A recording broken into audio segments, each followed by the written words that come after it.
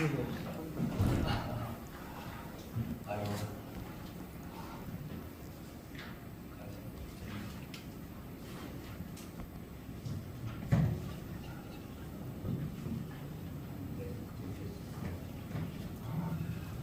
네. 저는 이제 이 뭐죠, 선거 문제에 대해서 저는 인천에서만 변호사 95년도 개업했고요. 그 전에 한 7년 동안은 이제 검사 생활을 했었고요. 아까 그 황교안 대표님 또 공안검사 하셨다고 그러지만 저는 짧지만 저도 인천지검에서 공안검사 했었거든요. 뭐 선거에 굉장한 전문가는 아니지만 지금 4년 반 동안 이 4.15 총선, 지난 2020년 총선 후에 우리 민경욱 전 의원님 소송 대리인으로서 여기에 발을 디뎌가지고 저 나름대로 여기에 대해서 좀 전문가가 됐는데, 다른 게 아니라 법률가들은 뭐 굉장한, 아까 우리 허병기 교수님, 또 아까 우리 홍 선생님 이런 분들처럼 굉장히 과학적인 막 이런 것들을 엄청난 지식을 가지고 하는 건 아니고 그냥 경험이잖아요. 그죠? 사실에 대한 경험적인 판단으로 해가지고 어떤 게 증거가 된다, 어떤 게 사실이다. 거기다가 우리가 이제 법률은 대개 법률이 있지만 또 판례도 있거든요. 거기다 끼워 맞추면 3단 논법으로 해가지고 어떤 게 어떻게 된다 이런 것들을 이제 추론해가지고 법률가들 활동하는 거거든요. 저는 그동안 경험적인 이런 지식을 통해서 사실을 나름대로 판단을 해가지고 이제 말씀드리는 거고, 아까 어떤 선생님 그 말씀해 주셨지만 사실 허병기 교수님 그 말씀하신 내용이 굉장히 복잡하고 아주 세밀한 내용인데 저는 그걸 다 제 눈으로 다 확인했습니다. 그런 사실이 일어나고 있다는 거. 그래서 이곳에서 아까 우리 홍 원장 얘기한 그런 대수의 법칙은 아주 수학의 기본적인 공리고, 허병기 교수님은 다 그런 공리에 기초해가지고 전체를 다 분석하셨거든요.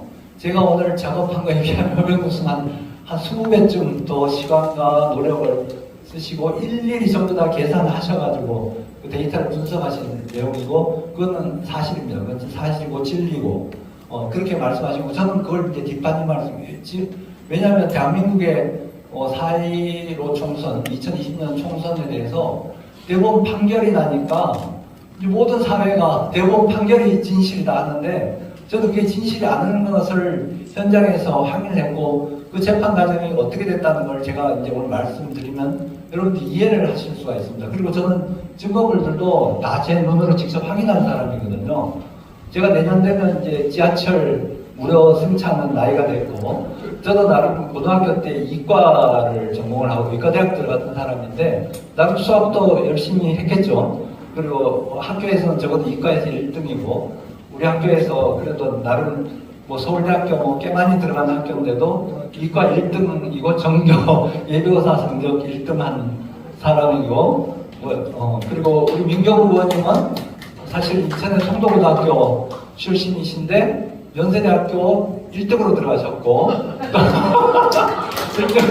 졸업하시고 나름 KBS 앵커 한 스타 기자 출신이고, 허병 교수님은 서울대학교 공과대학 항공학과 졸업하시고 프랑스에서 박사학위를 받으시고 대한민국 그 1호 미사일 개발을 하신 때 참여하신 분이고, 화력발전소 개발할 때 참여하신 분이고요. 황교안 대표님 그분은 경기고등학교 마지막 시험도 들어간 분의 학도 단장이셨어요. 그러니까 전부 미친 사람 취급받기에 너무 지성이 좀 있는 그런 거고, 우리 여기 홍승희 교수님 덕분에 여기서 세미나를 한 거는, 왜냐면 인하대학에 대해서 굉장한 저는 정말 자부심이 있거든요. 여기 이승만 대통령님, 건국 대통령님이 사실 그 시대에 그런 벌출한 인물이 어디 있습니까? 생각을 해보세요. 저도 미국 유학 정말 가보고 싶은데 미국에 못 갔거든요. 근데 이승만 전 우리 건국 대통령은 1910년대에 미국에 유학을 가시고, 미국 프린스턴에서 박사 하시고, 그 전에 하버드에 수학하시고, 전 세계 그 1910년대 우리는 윌슨 대통령의 민족 자결주의라는 걸, 세계 평화주의 이런 걸 우리가 배웠지만 사실 그 사상이 이승만 대통령이 1900년대 초반에 가진 그 사상이거든요. 그걸로 해가지고 몇십 년 동안 수고하시면 대한민국을 건국한 어떻게 우리나라는 탁월한 그런 나라고 탁월한 그런 인재들이 있는데 정말 얼마나 됐는지 모르지만 이 완전히 거짓말로 해가지고 우리 완전히 누르고 뭐 이런 세상에서 사실 대한민국 국민들이 자부심으로도 그렇게 되면 안 될 것 같거든요. 저도 이 재판하기 전에 대법관들을 굉장히 존중을 하고 대법원 판사 앞에서 변론한 적이 없었거든요. 근데 이 선거재판에서 처음으로 대법관들 면전에서 변론을 시작한 게 2021년 7월 28일 그날 이제 검증기일이 있던 날에 인천지방법원 대법원에서 재판하는데 제가 처음으로 가장 하고 싶었던 변론을 한 게 그날 QR코드하고 바코드가 다르다는 내용이거든요. QR코드가 바코드하고 다 같다고 이렇게 판결을 내리고 그대로 진행을 하고 결국은 판례를 대법원 판례를 그렇게 만들었거든요. 서로 다른 걸 갖다가 하고 판례를 내리 이런 게 이제 대법관이고 너무 명백한 사실인데 그 중간중간에 국민들이 모르는 너무 엉터리고 정말 저는 대법관이 사기꾼 같다 이런 판단을 생각을 했던 게 이 선거재판이거든요. 그 제가 써온 자료가 있으니까 제가 빨리 읽겠습니다. 그래도 내용을 충실하게 좀 전달하고 또 시간은 우리 홍 교수님 덕분에 6시 이후로도 좀 사용하고 남는 분들은 어쨌든 전부 그 저녁 대접을 해드릴 테니까 걱정하지 마시고 네. 제가 읽겠습니다. 헌법은 우리나라의 정체, 국체, 주권에 대하여 대한민국 민주공화국이고 주권은 국민에게 있고 모든 권력은 국민으로부터 나온다고 제1조에서 분명하게 규정하고 있다. 국민주권 원리는 헌법 24조 선거권, 제25조 공무단임권이라는 구체적인 기본권으로 다시 규정되고 그 실현의 방식은 대의기관 국회를 국민의 보통, 평등, 직접 비밀선거에 의해 선출된 국회의원으로 구성하고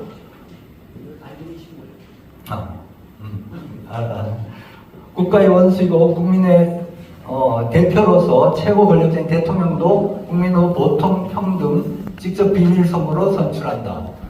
2020년 4월 15일 제21대 국회의원 총선거는 제19대 문재인 대통령이 취임한 후 여당인 더불어민주당과 정의당을 비롯한 진보 성향의 정당들의 연합과 보수정당인 미래통합당 간의 진보와 보수의 대결, 친중 정치 세력과 친미 정치 세력의 대결 구도로서 선거 결과에 따라 대한민국의 사회주의화를 우려하는 국민 여론이 드높은 가운데 시행되었다.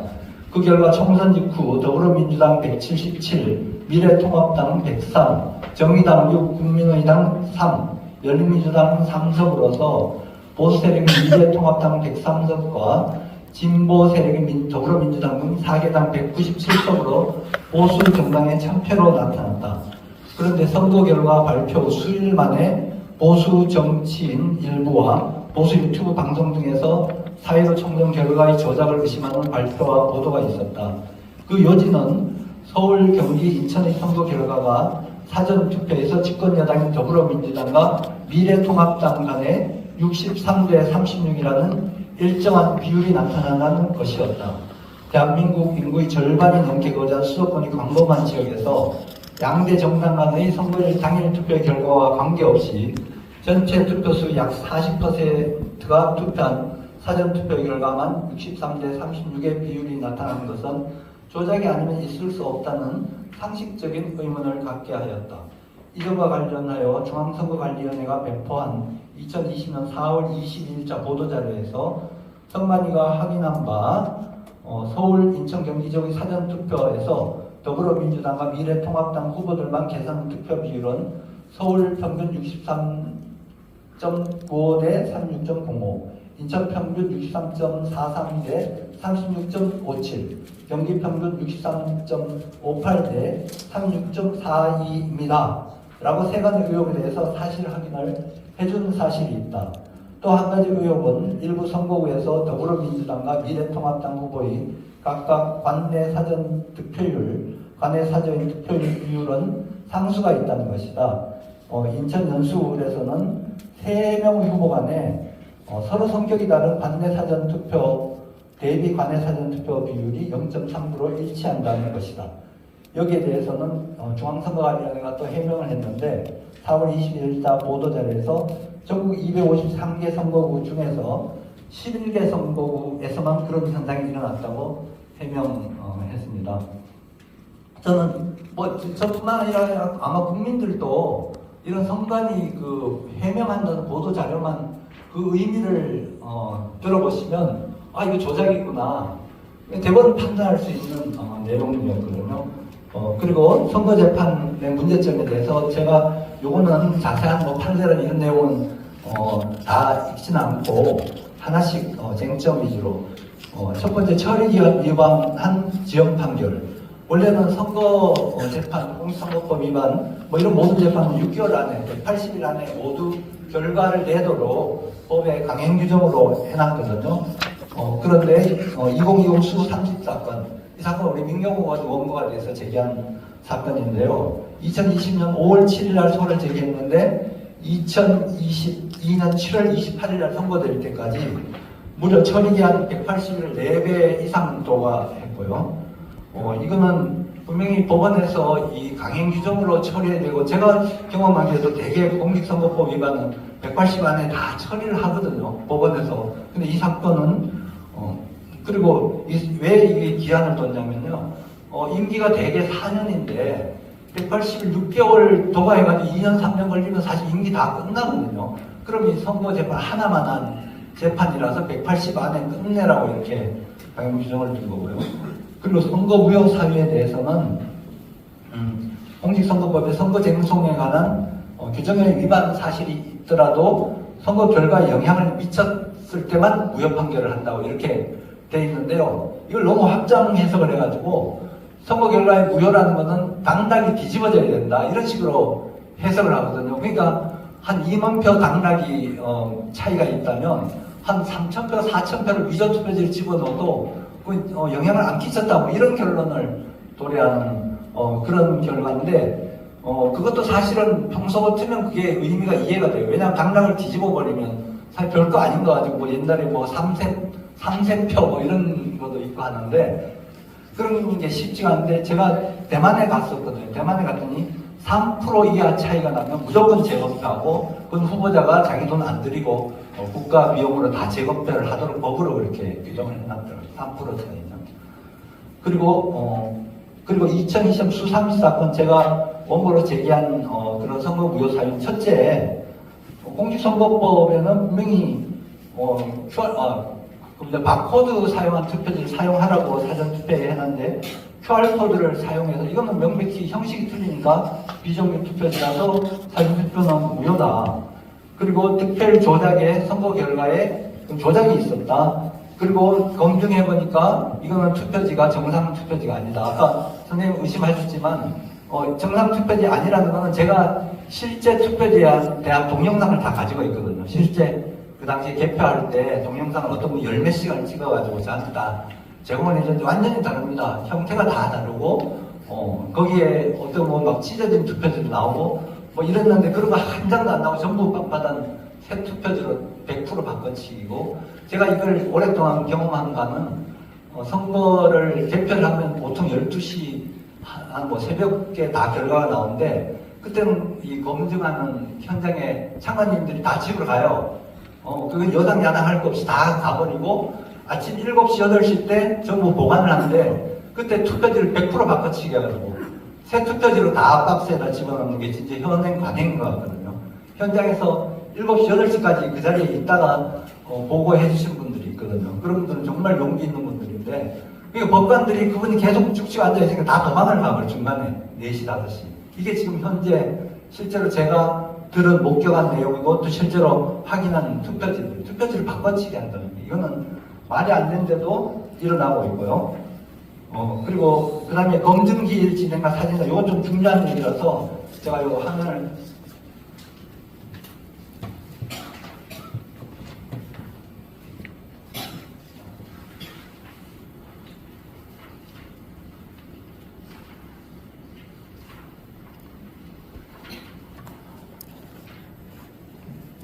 검증기일을 이제 2021년 6월 28일 날 진행을 했고 우리가 그 전해 5월 7일 날 소를 제기를 했는데요. 인천지방법원 여기 대회의실에서 거의 법원 직원들만 판사들 포함해서 판사가 한 20명 이상 참여했고 법원 직원들 합친 100명 이상이 참여했고 변호인들이 한 20명 이상 참여했고요. 그날 사진을 법원 사진사가 공식적으로 찍고 우리 변호인들은 철저히 제한을 해가지고 한 명만 지정해가지고 공식 사진 찍으라고 그렇게 했는데 이제 그걸 하면 검증기일은 되게 법원에서 촬영한 사진을 변호인들한테 다 제공을 해주거든요. 그래야 우리가 그걸 가지고 주장을 할 수 있는데 나중에 어떻게 했냐면 그 사진을 적어도 수천 장 우리가 보고 이거 이상합니다 찍어주세요 했는데 딱 336장을 남겨놓고 그걸 다 삭제를 지시를 했어요. 그건 이제 그 당시에 그 재판장 조재현 대법관 지시한 게 제가 그 필기가 다 돼 있는 걸 가지고 있거든요. 그래서 너무 이상한 336장인데도 그중에 한 30여 명만 투표지 사진, 나머지는 사람들 음성거진 사진을 한 동작을 한 20장을 거기다가 실어놓은 거예요. 검증조서를. 사실 이건 조작이거든요. 조작이고 우리 투표지 사진만 전 국민한테 공개되면 이거는 누가 믿을 사람이 없는 걸 제가 확인하는 바에는 100% 새로 만들어가지고 숫자 많잖아요. 그 투표지들이거든요. 그건 제가 사진을 다 가지고 있고 실제 그 당시 투표지 영상과 사진을 다 비교하면 이거 누구나 잘 초등학생도 확인할 수 있는 그런 내용이고요. 또 하나 여기는 이제 사진이 여기에 안 드러나 있는데 이 투표지 감정을 의뢰를 했는데 감정한 중요한 사유가 투표지에 사람 손댄 흔적이 없는 거예요. 자죽이 없어요. 적은 자죽이 없고 구겨진 자죽이 없어요. 그런 투표지는 없거든요. 사실은. 없는데 전체가 그런 사진을 우리가 법원에서 123장만 감정하라고 했는데 주로 많이 한 게 적은 자국이 없는 투표지를 10장씩 이제 뽑아가지고 저는 이제 쭉 해가지고 뭐 이정미 후보 투표지 10장, 민경 후보 투표지 10장, 정의령 10장 뭐 이런 식으로 해가지고 감정에 했는데 나중에 감정을 하고 나니까 우리가 또 감정을 맺기 전에 사진을 다 찍어놨어요. 찍었더니 사진에 자죽이 없는 투표지가 감정한 후에 그 10장 중에 한 7장이 적힌 자죽이 있다. 이렇게 감정이 현미경으로 확인하니까 그래 너무 이상해서 그래서 감정이나 사진을 받아가지고 대조를 해봤어요. 똑같은 투표지라는 건 우리가 QR코드 번호를 확인하면 그 일련 번호 하나는 유일한 투표지거든요. 똑같은 QR코드 일련 번호를 가지고 있는 투표지가 두 개가 한쪽은 감정하기 전에는 깨끗해요. 육안으로 봐도 깨끗하고 사진을 찍어도 깨끗하고 감정한 후 감정인 사진 찍어보내면 적어놨어요. 이렇게. 그런 게 한두 장이 아니라는 거죠. 계속 그런 식으로 해가지고 감정을 그렇게 내가지고 우리가 주장한 내용이 틀리다고 이렇게 감정을 한 거예요. 이 사실은 이건 상식적으로 우리가 믿기 어려운 거고요.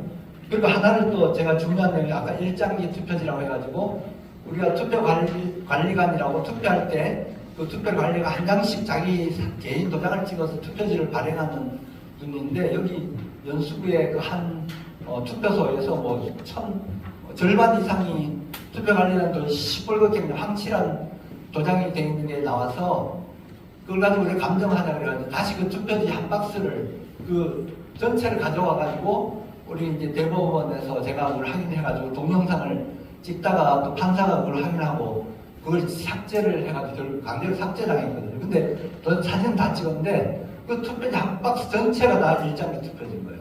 일장기 투표지라는 거는 투표관리관인이 제대로 이름이 석자가 이렇게 찍힌 게 아니라 조금 시뻘겋게 황칠된. 그러니까 제가 추측하기로 그 당시 절반이 일장기 투표지라고 저는 그걸 그 당시에 못 봤거든요. 근데 나중에 보면 전부 다 새로 또 바꿔치기 한 투표 박스를 대법원에다가 감정을 하기 위해서 제공을 한 것 같아요. 100%가 완전히 자죽 하나 없는 제가 그 사진은 여러분들 제공할 수 있는데 100%가 완전히 깨끗한 새종이로 만든 그거는 사전 투표지도 아니고 선거일 당일 투표지거든요.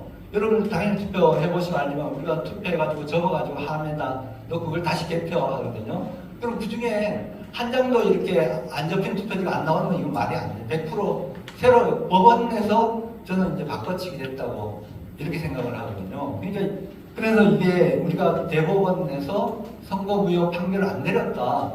우리 주장하는 게 틀렸다고 하면 이건 말이 안 돼요. 그날 실제로 투표관리관인 법정에 우리 허병 교수님 그날 와가지고 참고인 진술이 사실 증언이거든요. 뭐 6억 8천만 분의 1이다 이런 결과가 나올 확률. 근데 그 1의 확률을 대법관들이 받아들이고 남은 6억 8,799 이건 다 기각을 해요. 그럼 조사도 안 해보고 그리고 일장기 투표지 그 투표 관련 건 자기가 보지도 못하고 그거 자기가 발행한 투표지가 아니고 자기 그런 건 듣지도 못했다. 나중에 어디 언론 유튜브 이런 데서 들어가서 자기도 알았다 그런 게 있다는 거. 그렇게 분명히 증언을 했거든요. 선수하고 그 사람 공무원인데도 그런 거 다 무시하고 그리고 여기 제가 이제 대법하려 다른 건 다 여기 뭐 QR코드하고 바코드 다른 거는 사진을 여기 자료지 보시면 나오겠지만 이걸 가짜고 이렇게 판결을 내릴 수가 없거든요. 그러면 다르게 했으면 다르다고 판결해줘야 법원에서 그걸 제대로 판단하는 건데 다른 걸 가짜고 해버리고 자기네들 스스로 사진을 다 지워버리고 그리고 수억만 분의 1의 확률을 그 옳다고 해버리고 그리고 투표지가 완전히 법원에서 바꿔치기가 되고 감정이 바꿔치기가 되고 이런 상황이 대한민국 4.15 총선에 대한 재판 과정에서 일어난 거거든요. 그리고 여기 판결에 보면요. 저기 36페이지 자료집에 보시면 선거 무효에 대해서 중요한 아주 모두에다가 대법원이 어떻게 하냐면 선거 결과 이의를 제기하여 법원에 소송을 제기한 사람은 선거에 관한 규정에 위반된 사실에 관하여 그 주체 시 방법 등을 구체적으로 주장 증명하거나 적어도 선거에 관한 규정에 위반된 사실을 합리적으로 명백하게 추단할 수 있는 사정이 존재한다는 점을 구체적인 주장과 증거를 통해 증명할 것이 요구된다. 이와 달리 선거 관련 규정에 위반되었던 사실과 직접적으로 어떠한 관련이 있다는 것인지 알기 어려운 단편적, 개별적 사정과 이에 근거한 의혹만을 들어 선거 소송을 제기할 그 효력을 다툰 것은 선거 무효사의 증명 책임을 다하였다 볼 수 없다. 결과적으로는 기각이라는 거거든요. 여러분 생각을 해보세요. 우리는 사실 이게 잘못됐다고 주장을 하면 조사는 법원에서 해야 되는 거예요. 대한민국 선거에 관해서 우리가 문제제기를 했으면 대법원에서 이렇게 중대한 사유에 대해서 이런 식으로 해가지고 개개인 몇 명 우리가 주장 안 하는 거다 입증 안 하는 거 아니잖아요. QR코드하고 바코드는 분명히 다르거든요. 다른 데도 같다고 해가지고 거기서 어떤 정보를 집어넣은지도 모르고 투표지를 발행하고 법에 위반됐다고 주장하면 위반된 걸로 인정을 해야 되는데 그냥 위반되지 않았다. 왜냐면 QR코드도 2차원 바코드다. 이런 식으로 법 규정에 분명히 막대 모양의 컴퓨터가 인식하는 부호라고 아직 발로하고 분명히 구체적인 내용이 있고 이런 걸 다 무시해버리고 왜 사진을 저들이 다 지워버려요. 대법원에서. 수천 장 아마 수만 장 될지도 몰라요. 큰 카메라를 찍어서 그 사진만 봐도 그게 형태가 어떤지 그거 다 분석이 나오거든요. 이게 재질이 어떤지 다 나오는데 그걸 다 삭제하고 336장 나왔는데 거기 보면 사람들 얼굴만 쫙 찍어놓고 전체적 정정만 찍어놓고 이렇게 법원에서 관리를 했죠. 나머지 사진을 우리한테 주면 나중에라도 그건 얼마든지 점검할 수 있는데 이게 어디서 나올지 모르겠고요. 그리고 좀 전에 그 얘기를 해보십시오. 우리는 충분히 이거 법 규정 위반이잖아요. 그죠? 규정 위반을 얘기를 했고 구체적으로 이거 다르다. 우리 자료를 제시를 했거든요. 여기 봐라. 우리 실제로 현장에 찍은 사진하고 투표자가 완전히 다르고 또 그는 현장에서 막 동영상에서 이거 찢어졌네. 민경호 의원 편 너무 적어가지고 찢어졌어요. 그 기계를 통과하면서. 근데 그런 찢어진 종이가 한 장도 안 나오고 일단 형태를 봐도 다 다르거든요. 이거 그런 걸 가지고 우리 아무리 제시해도 무시해버리고 좀 그런 그게 대법원 지금 대한민국 선거에 관한 판결이거든요. 그리고 처음에 어떤 대법관 한 분이 야 이거 투표지 한 군데만 들여다보면 잘 모를 수 있어. 한 5군데만 보자. 그러면 우리가 알 수 있을 것이다. 제가 5군데 정도 봤거든요. 100%다 바꿔치기. 투표지를 다 새로 만들어가지고 숫자 만들어가지고 사전 당일 투표를 다 바꿔치기 해서 그거는 제가 가지고 있는 사진만 보셔도 전부 이해되는 내용이거든요. 그만큼 어떻게 보면 제가 이런 경험을 한 게 많은 분들도 그걸 봤어요. 법관들도 보고 법원 직원들도 보고. 그래서 처음에 민경호 의원 검증기일 후에 법원에서 서동료라고 우리 향가에 나온 것처럼 뭐 누가 발이 뭐 2개가 이렇게 해가지고 누가 같이 뭐 부정행위하고 상관한 것처럼 이런 걸 소문이 퍼졌다는 게 나오잖아요. 처음에 법원에서 그런 소문이 퍼졌다 그러더라고요. 법관들 사이에. 퍼졌는데 이 대법관이라는 위치가 사실 법원에서는 굉장히 그 상층에 히라키의 상층에 있고 대법원에서 하는 나머지 법관들은 다들 그냥 자기 입 닫는 게 우리 대한민국 구조 이게 굉장히 불리한 것 같고요. 제가 이제 마지막으로 대만에 갔다 왔거든요. 지난 4.10 총선 전에 봤더니 대만은 대만도 이런 부정선거가 있었고 중국의 영향으로 국민당 정부가 중국하고 합치려고 하고 뭐 한 30년 동안 선거도 안 했다 그러더라고요. 계속 연장해가지고 그냥 독재했다가 민주당이라는 데가 거기 무슨 인양이가 뭐 한 후보가 나와서 우리 민경욱 의원님 같은 후보가 처음에 그 사람도 국민당인데 공천을 안 주니까 무소속으로 출마해가지고 사실 이겼는데도 그걸 뒤집어가지고 하니까 민중들이 폭동을 일으켜가지고 경찰 시부님도 말 안 들으니까 경찰 차고 뭐 경찰 잡았더니 다 불태워버렸대요. 그게 77년도 일어난 사건이거든요. 그 사건 후에 상당히 많이 바뀌었고 또 91년도인가 거기는 어떤 투표소에서 뭐 결과가 달라서 검증을 판사 한 명이 100% 다 새로 다 검증을 하니까 점심시간에 어떤 사람이 와서 30표를 뭐 이렇게 바꿨대. 명부를 하라. 그렇게 해가지고 그걸 뒤집으니까 지금은 0% 선거 부정이 0%라는 거거든요. 그래서 우리가 대만에 가는 자료는 지난 4.19 총선 전에 KBS에서 한 30분 동안 자료화면으로 대만 선거하는 걸 계속 보여주는 거예요. 나머지 국내에 이런 작은 화면을 보여주고. 그러니까 그만큼 사람들이 대만에 대해서 인식을 준 것 같고 KBS도 준 것 같은데 이게 사실은 이미 공론화되고 어쨌든 제가 꿈을 꿨거든요. 꿈을 꿨더니 제 순서가 됐는데도 제 기회를 안 주고 계속 오늘 아침에 그런데 오늘 제 내용은 이게 대법원 판결 났지만 판결이 정상적이 아니고 이건 대법관들 사실은 거짓말쟁이들이에요. 나는 근데 보고 확인하겠다는 대법관 정찰로 이렇게 마치도록 하겠습니다. 제가 말씀드리겠습니다. 지금 보면 여기 정당 관계자도 아마 선관위 있는데 모두 참석된 줄 알고 있어요. 그렇지만 이제 우리가 보면은 지금 CCTV 문제에 관해서 지금 법에 개입가 된 게 또 있는데요.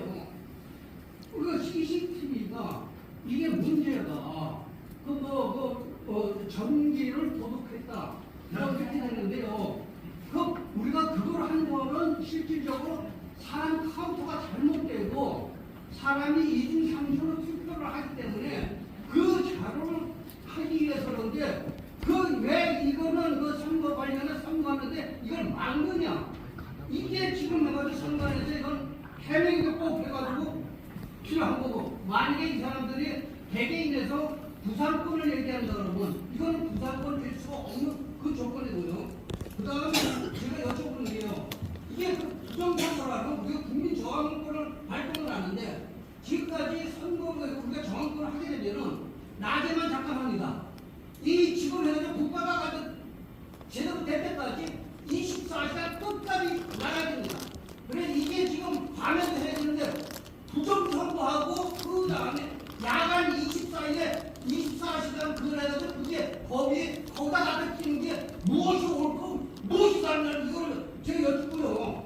그 다음 헌법 개정이 우리가 지금 보면 현재 1980년 7월 10일에 됐습니다.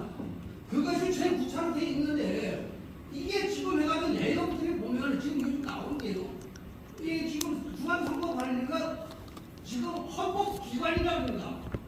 제가 아무리 헌법을 잘 쳐다봐도 헌법기관이라는 이야기가 없습니다. 이것을 헌법기관 말을 만든 데가 이것이 지금 해가지고 우리나라 명부의 쪽이 아니냐. 이 대리 말을 그렇게 만들어서 띄우고 마찬가지 예전에는 우리가 선거할 때 30일 전에 부선을 해가지고 선거를 했습니다. 그렇지만 이것이 지금을 해가지고 서척화되어 있는 게 중앙선거委조직을 만들어가지고 이렇게 돼요. 이게 지금 예전에는 전부 행안부에서 처리가 됐는데 왜 이걸 부정선거를 해서 모든 것이 되는지 지금 이게 그만 좀 그만하시오. 이게 지금 다른 국가의정들이 이 반역자들이 이 얘기를 지금 보면은 선관위 내비로 대통령 의견 이것도 가면 지금 사과를 이렇게 하나도 사과를 우리가 직접 허락시키면서 대통령이 행정부 수반을 이게 어떤 놈이 만들었어요. 이게 실질적으로 국회의장이 지금택이 국무총리하고 그러는데 실질적으로 대통령 중심주의가 없잖아. 그런데 왜 이걸 대통령이 제대로 판단을 하지 못하느냐?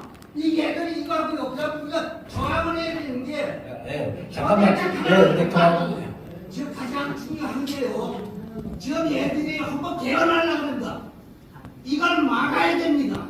이 자체를 해가지고 막아야 된다. 얘들이 사건 불기고 뭐 이 얘들이 국회에서 이런 직접무죄 이런 거 막아야 됩니다. 이 사람들. 네네. 제가 법률가로서 답변을 드리면 일단 제가 지금 현상은 사실 기업령 선포해야 되는 상황이거든요. 네, 맞습니다. 근데도 안 되는 게 헌법에 기업령을 대통령이 선포하더라도 과반수로 국회에서 결의하면 그 이튿날 기업령을 해제해야 돼요. 그 자체가 네. 되겠다. 그리고 하나는 제가 이거 아까 허병 교수님 말씀을 뒷받침한 점은 제가 실제로 명부를 봤거든요. 부재자 투표 뭐 군인이라든지 장애인들 여기 부재자 투표는 명부가 있더라고요. 사전에 신고해가지고 그건 명부가 너덜너덜해요. 근데 그게 아니고 전산으로 취급된 사전 투표 당일 투표에 대한 기록은 좀 새로 다 프린트했어요. 그 내용이 새로 다 프린트했고 그보다 더 충격적인 거는 왼쪽에 1년 번호가 있잖아요. 1년 번호가 중간에 쑥쑥 빠져 있어요. 세상에 명부가 그런 명부예요. 그 제가 눈으로 실제로 하는 얘기고 이거 허병 교수님은 그냥 자료만 들여다보고 분석을 했는데 아니 놀랍게 그 내용이 다 입증이 되는 내용들이에요. 이걸로 그냥 답변 나눠볼게요. 공직선거법에 공직선거법에 명령이 다 코드 쓰게 되어 있습니다. 근데 그걸 QR코드가 맞다 그러면 그냥 코미디죠. 거기서 뭐 드러나죠. 우리 동 변호사 저한테 본인이 찍은 사진을 많이 보냈어요. 그래서 그걸 지금 현재 뭐 꽤 센 현역 정치인한테 보냈더니 쓸데없는 소리 하라고 혼내더라고요. 이런 거 나한테 보내면 내가 비겁한 사람이었다. 나만 손해다. 쓸데없는 소리 하지 말라고 그걸 혼내더라고요. 지금 우리 순서상 토론 있습니다. 토론 두 분이 있습니다. 맹 교수님 여기 순서 있거든요. 5분 아니 5분.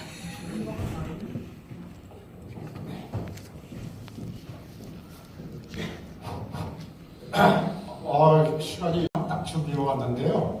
사실은 이 그림 속에 선거 4.15고 뭐고 간에 어떤 방법으로 어떻게 조작을 해서 어떤 결과를 끄집어내는지가 이 한 장 안에 다 있습니다. 사실 그래서 이 그림 갖고 설명하면 하루 종일 걸리는데 딱 5분만 하겠습니다. 그리고 상세한 것은 조만간 VON 방송을 통해서 방송을 하도록 하겠습니다. 이 그림이 4.10 총선의 그 결과입니다. 그것은 뭐냐면은 김민석 그 더불어민주당 의원이 처음에 우리는 71.3%를 목표로 합니다 라는 거 다 알고 계시죠? 이 71.3%는 우리 허덕기 교수님이 그 아까 말씀하셨듯이 이건 보정값을 사용한 청사진의 기준 퍼센테이지입니다. 자, 그럼 실제로 71.3%가 했느냐? 이게 김민석 의원이 실수를 했어요. 이걸 말하는 게 아닌데 이거 얘기를 해서 누구나 다 이렇게 알고 있었단 말이죠. 근데 실제로는 까보니까 67%뿐이 안 했습니다. 자, 차질이 4.3% 났어요. 그러면은 데이터상으로 선관위 입장에서는 이걸 맞춰놓을 수밖에 없는 아주 비극적인 상황이 이제 벌어졌던 거예요. 4.10 총선은. 그런데 문제는 뭡니까? 여기서 만들어놨던 그 보정값 사용해서 만들어놨던 예상치 이거를 과연 여기로 줄여서 환산해서 할 것인가 아닌가 이것이 고민이었던 거죠. 우리가 선관위 그러니까 4월 10일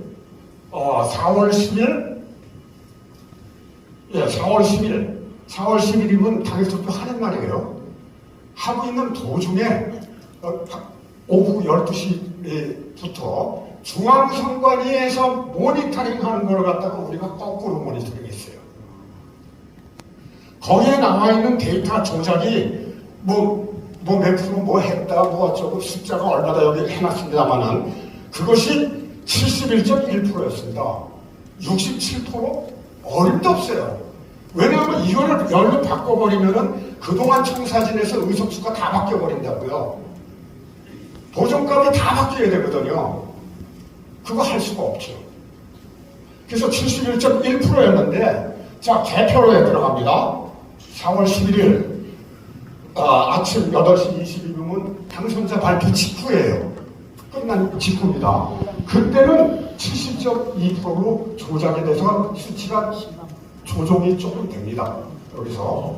그런데 4시간 뒤에는 70.1%로 또 조작이 돼요. 이게 선관위 수치예요. 선관위. 자, 그러면 여기까지 좋아요. 자, 그러면은 소송을 걸으면 뭐 이제 재판을 하고 하면은 그거 이 상태로 나눌 수 없지 않습니까? 당장 걸리잖아요. 이거 맞춰놔야죠, 숫자를. 어떻게 맞춰? 기상천외한 자, 3개월 됩니다. 7월 22일 선관위 데이터입니다. 7월 22일. 거기에 딱 보니까 총 투표자 수가 66.2%로 돼 있어요. 66.2% 2,900 네, 이런 식으로 선거인 수가 이렇게 돼 있어요. 근데 이렇게 변해왔거든요. 막 줄였어요. 자, 무슨 일이냐? 줄일 수밖에 없어서 줄였는데요. 실제로 발표한 것은 71%대다 이 말입니다. 그러면은 무슨 현상이 벌어지겠습니까? 내가 그러니까 어느 지역구에서 투표한 사람이 1000명인데 투표지 수는 더 많이 나와야죠. 이것이 이유입니다. 이것이 이번에 뭐 부지기수로 나왔죠. 원내인가 뭐 어딘가에는 146표 무려 투표한 사람보다 투표지 수가 146표가 더 나왔어요. 뭐 70여 군데서 나왔죠. 70여 군데서. 어떻게 투표한 사람 수보다 투표지 수가 더 많습니까? 원인은 여기에 있는 겁니다. 원인은. 자, 그래서 뭐 시간이 많이 갔기 때문에 이거를 갖다가 전부 67%대로 맞춰야 되는데 이거를 정확하게 맞추긴 어렵죠. 그래서 68.3%, 이 토탈을 보면 67.4%, 67.4%, 이 사람들이 발표한 게 66.2%예요. 그래서 그 과정에 있었던 거를 거의 67%대로 인위적으로 맞춰놨어요. 인위적으로. 자, 그러면 내가 역산을 했습니다. 아니, 이거 왜 데이터가 이 모양이야? 어떻게 돼서 이게 나오는 거야? 하고 역산을 했더니요. 뭘 어떻게 했느냐? 총 유권자 수는 정해져 있습니다. 그렇잖아요. 총 유권자 수는. 이 사람들이 이 숫자 조작을 여기를 맞추기 위해서 총 유권자 수를 숫자적으로 조작을 해서 171만 표 더 많은 인원이 유권자였다. 이렇게 해서 전체를 60%대로 조정을 한 이것이 현재 선관위 기록으로 나와 있는 겁니다. 이것이. 자, 그러면 여기에서 우리가 추측할 수 있는 건 뭡니까? 우리가 투표한 거 상관이 없어요. 처음부터 걱정했고 주장했던 거. 전산으로 해가지고서 발표하면 끝이다 이 말입니다. 우리나라 선거제도예요, 이것이. 자, 더 이상은 뭐 시간이 너무 오래 갔기 때문에 여기서 끊도록 하겠습니다. 네, 감사합니다. 10분간 필요 없을 것 같아요. 저희 법체단위제인데 사무총장님과 주요 뉴스를 통해서 아마 얼굴이 좀 익숙하신 분들이 많을 것 같아요. 오늘은 저는 토론보다는 지금 저희가 지금 수청특위 행사에 대해서 잠깐만 좀 말씀드리고 싶은데 아까 조금 소개하셨는데 저희가 작년에 한 1년 전에 저희한테 좀 상당히 큰 거금을 주셔서 저희가 많은 일을 할 수 있습니다. 수사 촉구를 위한 10건 이상의 고소 고발을 했고, 그리고 한영만 씨나 또 김치진 씨 이런 분들도 계속 지원을 했고, 그 다음에 부방대도 지원을 했고, 그리고 그 엑스포라는 형식으로 여러 가지 홍보 활동을 했습니다. 그리고 팔로드 파티라고 하는 이 해커의 지문, 이 선거 데이터에 들어있는 이색적인 그 데이터를 분석해서 또 그것을 책으로 만들고 또 무료로 배포하고 이런 일도 했고 또 세미나도 하게 됐고 이런 많은 일들을 할 수 있도록 도와주신 분이 여기 인하대 출신이신 이병세 선생님입니다. 다시 한번 박수.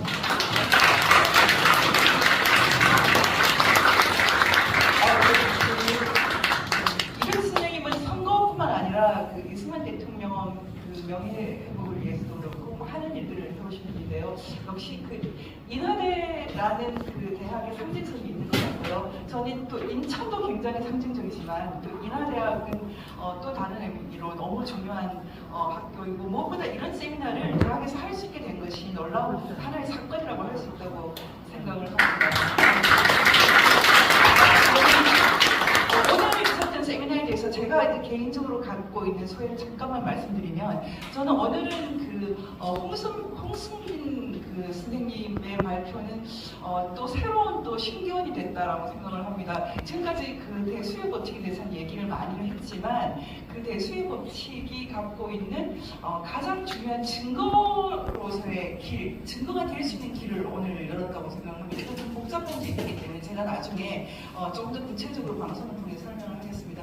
그리고 오늘 여러 가지 얘기 중에 그 허경태 교수님이나 우리 맹수선 교수님 이 두 분은 사실은 역사적인 위인입니다. 솔직히 말씀드리면 왜냐하면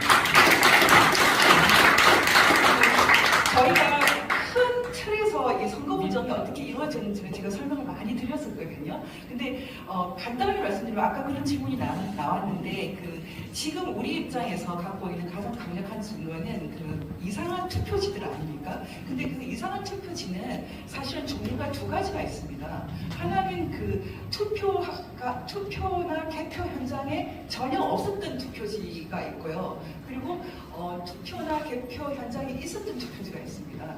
말하자면 투표 현장에 나와 있었던 그 투표지는 사전에 다 준비를 해서 집어넣은 것이고요. 그리고 배출입이나 일정이나 정말 많이 이상한 그것은 투표 현장에 없었던 거고 나중에 검증을 위해서 만든 투표지입니다. 그래서 이 두 가지 종류의 투표지에 대해서 이해가 있어야 됩니다. 개표 현장에 한번 갔다 온 애들이 있고 아예 가지도 않고 나중에 새로 완전히 다 없애버리고 새로 만든 두 가지 투표지가 있는데 그 두 가지 투표지를 정확하게 파악을 하셔야지 이 정보를 알 수 있거든요. 근데 지금 이제 권 변호사님이 그것을 자세히 설명을 안 했기 때문에 조금 헷갈리는 부분이 있을 텐데요. 특히 사실 연수원에서 열었던 첫 번째 그 사건은 첫 번째 그 검증 사건은 그것도 역사적 이벤트였거든요. 그때 일정이나 배추잎이나 이런 게 굉장히 많이 나왔는데 그런 애들은 전혀 그 개표되지 않았던 새로 제조된 검증용입니다. 근데 제가 이제 간단하게 설명을 해드리면 이것입니다. 지금 맹 교수님 말씀이나 허 교수님의 말씀이 사실 굉장히 어려운 얘기들이기 때문에 이미 여기서 미리 공부하신 분들은 알겠지만 또 생소한 분도 있을 텐데요. 이분들 얘기에서 가장 중요한 것은 일단 선거 청사진이 있었다. 그러니까 미리 결과표가 미리 다 청사진 나와 있었다. 그리고 그것을 실현해 가는 과정을 전산적으로 했다. 이게 굉장히 중요한 얘기거든요. 근데 지금 이제 간단하게 여러분이 여기서 다 이해를 할 수 없다면 이것만 아셔도 됩니다. 지금 여러분이 아시다시피 사전 투표 관리관 도장을 찍지 못하죠. 저희가 개인 도장을 못 찍습니다. 그리고 유권자 명부를 저희가 확인할 길이 없어요. 왜냐하면 오프라인에서 사인을 안 합니다. 전자적으로만 명부가 만들어집니다. 그래서 나중에 통합 명부라는 것도 사실은 미조가 어느 정도 가능하거든요. 그리고 가장 중요한 것은 우리가 사전 투표를 몇 명이 했는지를 체크할 수 있는 길이 없고 체크하려고 하면 잡아 넣습니다. 지금 한양만시 사건이 그것이거든요. 여러분 생각할 때 사전투표 관리관 도장을 찍지 않고 그리고 유권자 명부를 오프라인에서 사인을 하지 않고 그리고 지금 몇 명이 찍는지 검증할 수 없다는 건 무엇을 뜻합니까? 그게 굉장히 단순한 얘기입니다. 그것은 그 투표지를 미리 만들어 둘 수 있다는 것이거든요. 그리고 미리 만들어 놓고 그리고 유권자가 몇 명이 오고 또 몇 사람이 투표하고 있다는 것은 전산적으로 발표할 수 있지만 미리 준비한 것들을 넣는 것은 굉장히 간단합니다. 생각보다. 그리고 가장 중요한 것은 사전에서 당일까지 5일 시간이 있거든요. 그 시간이 굉장히 긴 시간이고, 그리고 특히 관내 그 사전 그 우편 투표는 또 굉장히 또 많은 그 틈을 줍니다. 문제는 이런 이미 너무나 많은 틈이 있고 그 틈들을 통해서 얼마든지 할 수 있다라는 거. 솔직히 말씀드리면 지금 제가 만약에 저한테 부정선거를 해라, 한 뭐 30에서 50석 정도 더 만들어라, 저 너무 쉽게 할 수 있어요. 중앙선관위를 장악하고 있다는 거. 굉장히 간단합니다. 그래서 지금 제가 이제 이 말씀을 길게 드릴 수가 없어서 정리를 하면, 지금 저희는 이 선거 메커니즘에 대해서 거의 다 이미 다 밝힌 상태입니다. 중요한 것은 지금부터 앞으로 있을 선거도 이 시스템으로는 계속해서 부정선거를 할 수밖에 없게 되어 있거든요. 일단 몇 명 찍는지도 모르고 그리고 유권자 명부도 조작이 가능하고, 그리고 이미 알다시피 그 사전투표 관리관을 우리가 도장을 찍지 않기 때문에 이게 얼마든지 계속해서 부정선거가 일어날 것이다. 이게 굉장히 중요합니다. 이 엄청난 현실 앞에서 저희가 앞으로 어떻게 할 것인가. 지금 오늘 했던 이 세미나가 큰 뭐 사건은 아닐 수 있지만 계속하는 것입니다. 무엇이든 거리에서든 아니면 세미나를 통해서든 전시회를 통해서든 아니면 댓글을 통해서든 우리가 이 엄청난 큰 사건을 포기하지 않고 끝까지 함께 했으면 좋겠습니다.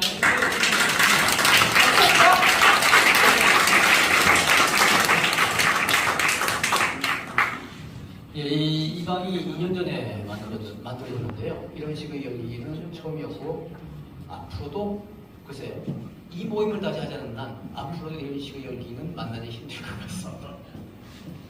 아주 아름다운 밤이에요.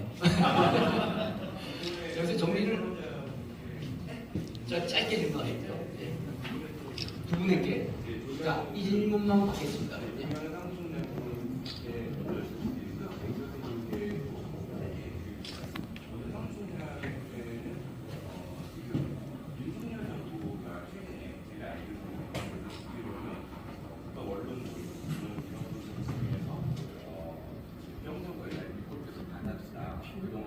인지하고도 안 했다 이런 얘기가 있는데, 실제로 보고를 받았다, 그 내용에 대해서 인지했고 실제로 국가 언론들을 만났을 때 그와 같은 윤 대통령께서 VNP께서 그런 말을 하셨다 이런 내용을 들었는데, 왜 총선 이후에도 그 시점은 총선 이전으로 총선 이후에도 왜 안 되는지 좀 여쭤보고 싶고요.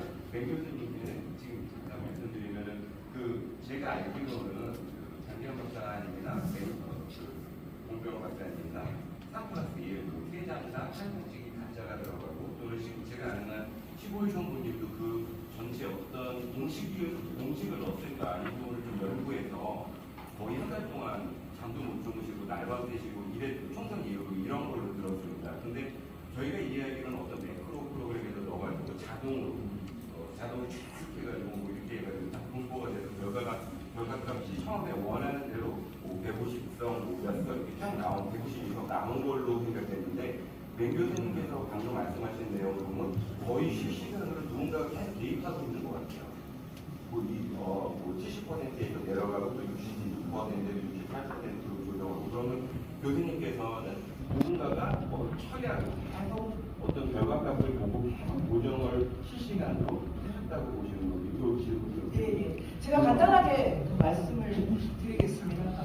교수님이 말씀하시겠지만 이 지금 두 번째 질문이 굉장히 좋은 질문이에요. 사실은 이건 저희가 VN 뉴스를 통해서 한번 다시 굉장히 답이 길어요. 왜냐하면은 그 전산 기입을 계속 할 수밖에 없는 게 사전 투표율은 발표를 해야 되거든요. 매 시간마다. 그래서 굉장히 이제 꼬이는 게 있어요. 그래서 나중에 그건 교수님께서 이번에 곧 나오셔서 다시 얘기를 하실 것 같고요. 제가 먼저 질문에 대한 제 답을 말씀드리면, 저희는 4년 반 정도 이 문제를 다뤘지만 그 한편으로는 저는 계속 어떤 그 절망감이 깊어지는 게 있어요. 왜냐하면 이 문제를 파고 들어가면 너무 깊어서요. 저는 어떤 생각을 하냐면, 북한에서 모든 사람들이 다 알지만 모든 사람들에게 비밀이 있는데, 그게 6.25 전쟁을 남쪽에서 미세가 일으켜서 북을 치고 올라왔다라고 말하는 것이 북한 사람 전체가 갖고 있는 다 아는 비밀이거든요. 거짓말이라는 거. 지금 한국에서 이미 이게 부정선거가 있다라는 것이 다 알지만 비밀이 되어 있지 않습니까? 아, 왜 이런 비밀이 만들어질까? 윤석열 대통령이 저는 수사하기가 굉장히 어렵다고 생각합니다. 북한에서 6.25 전쟁이 남침이라는 걸 다 알지만 북침이라고 주장하는 것과 그와 유사하게 너무나 센 권력을 갖고 있는 사람이 누르고 있으니까 윤석열 대통령보다 더 힘이 센 사람들이 누르고 있죠. 그 더 센 사람들이 누군지 이미 저희가 다 알아버린 거죠. 너무나 구체적으로. 그게 저로서는 굉장히 슬픔인데, 그래서 저는 개인적으로 이런 대답이 여러분은 기분이 안 좋을 수 있지만, 야, 이거는 그냥 하나님이 아니면 이길 수가 없겠구나. 그래서 저는 그냥 물동 하인처럼 시키는 거, 작은 거 계속하고 있으면 많은 사람들을 통해서 답이 나오겠지? 이렇게 생각될 정도로 이 지금 일어나고 있는 부정선거는 너무나 뿌리가 깊고요. 제가 조사한 바로는 이미 20년 전에 대규모로 있었습니다. 그리고 4.15 부정선거와 4.10 부정선거는 종류가 많이 다릅니다. 대통령 선거 메커니즘과 그 지방선거 메커니즘은 다 다릅니다. 이것은 무엇을 말하느냐? 권력을 갖고 있는 집단이 입맛대로 만든다는 거죠. 입맛대로. 상황에 맞춰서. 네, 제가 생각할 때는 그렇습니다. 그래서 너무나 뿌리가 깊기 때문에 저희도 긴 싸움을 준비해야 된다 이렇게 생각하고 있습니다. 교수님 잠깐 지금 분들 얘기셨어요. 예, 사실 교수님께서 조금 기가 조금 좀 어려워요. 그래서 지금 좀 이렇게 제가 아까 다 대답을 미리 드린 것 같아요. 그래서 VOE 뉴스에서 한 번 더 하겠습니다. 예, 여기서 마치겠습니다. 지금 12시부터 오랜 시간 동안 미팅 토론을 하겠습니다. 멀리서 오신 분들, 이날에 오늘까지 직접 오신 분들 정말 감사합니다. 네, 여기서 끝내겠습니다. 여러분 지금 질문을 해주신 우리 서경 기자신데요. 스카이데이.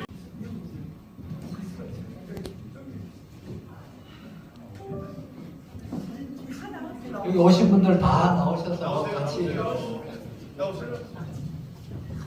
대사님. 인천까지 오신 분들 대단하다고 생각합니다. 간담회 나오셔서 먼저 한정천 대표님 나오세요. 있어서 사진을 좀 한정천 대표님 나오세요.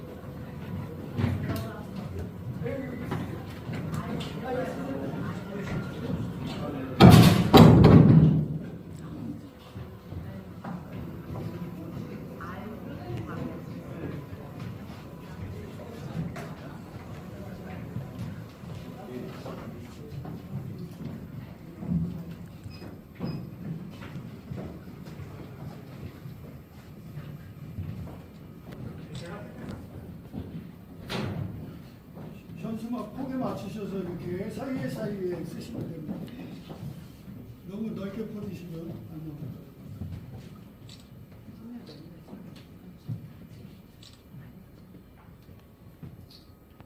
될까요? 네, 하나, 둘, 셋. 한번 더 찍겠습니다. 하나, 둘, 셋. 뒤에 좀 찍겠습니다. 아니 죄송하지만 제 카메라 가지고 한번 찍어주세요. 안 돼요? 네, 받으시면 됩니다.